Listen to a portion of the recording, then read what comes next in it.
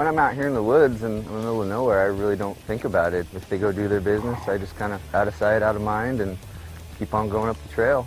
It's not doing any harm, I don't think, so, you know, it's just gonna, you know, sink into the ground or, you know, get covered up by the leaves. It blends in really well. You don't want to carry your poop around, do you? It smells. That's why you're getting rid of it.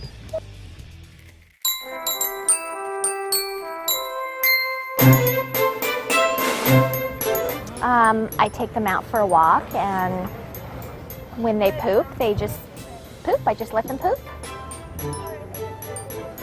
Oh, if I remember, sometimes I take them, but you know, not usually. I try not to use plastic.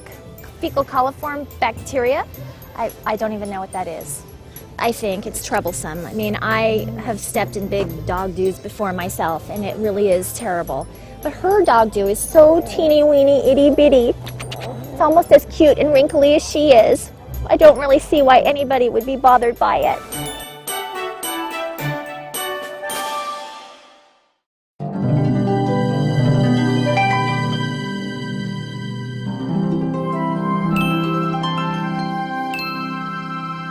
Animals are precious to our way of life. Without them, we would not have anything. Without the honeybee, there would be nothing to pollinate, nothing to grow, nothing to nourish us. Dogs are wonderful. They truly are humanity's best friend. Oh, well, a dog's waste is simply nature's fertilizer. We return to the earth what it gave to us. It's not natural. In Bellingham, there's anywhere from 200 to 600 dogs per square mile. This is a much higher concentration of animals than you'd find in a natural setting. So the dog waste that you leave behind could potentially become disease-causing poison. Even a tiny dog produces waste that has millions of fecal coliform bacteria. What's more, this bacteria, when left where it is, can cause illness in humans, disease in other dogs, and can poison fish, shellfish, and people. Was that so hard?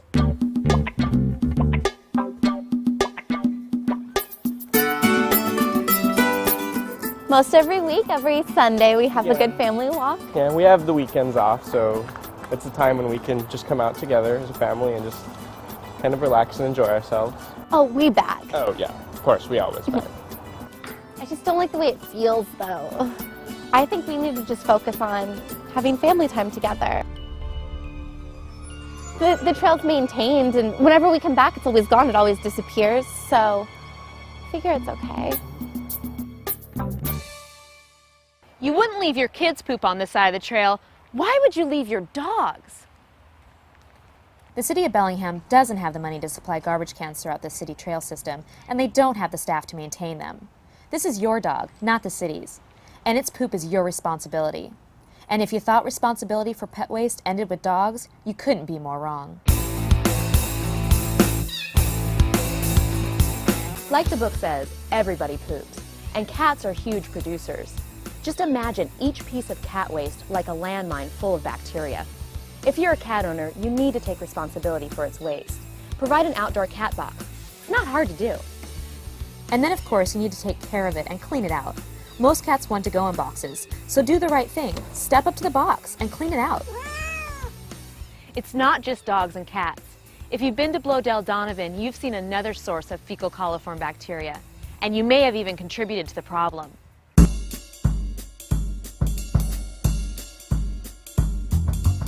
I like to come out and feed the geese. It's one of my big things. It gets me out of the house, gets me out in nature, and I love the geese.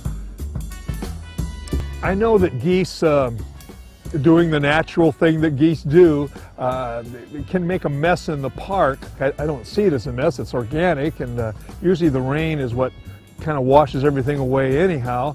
I know that people make a bigger mess than geese do, I think. Ooh, hamburger wrappers and plastic cups and things like that. Well, geese don't do that. In my relationship with the geese, it's become quite personal, and they're my friends.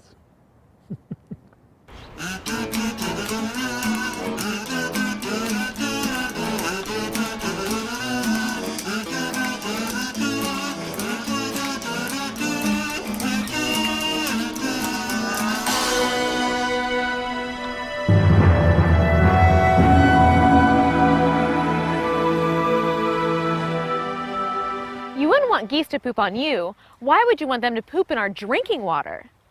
Feeding the geese at Blodell Donovan might seem like a harmless pastime, but what you're really doing is contributing to the poisoning of our water and the potential closing of the swimming beach. We care about our waterways. The Department of Ecology has identified creeks and lakes in need, and the city has come up with an action plan to help them. We're standing next to Cemetery Creek. This is one of the creeks that flows into Whatcom Creek. And we're here because Whatcom Creek has too much fecal coliform bacteria. We use fecal coliform as an indicator of poop in the creek. A little bit is natural, and too much is bad for people's health. So in 1998, Ecology had determined that there was too much fecal coliform. And as part of that study, the city undertook a study where they sampled all of the tributaries coming into the creek as well as the creek itself. Cemetery Creek is one of the creeks that's got too much poop in it when it flows into Whatcom Creek. We're looking at using a 5-year timeline for getting the water clean by the end of 2015 to say how much is enough.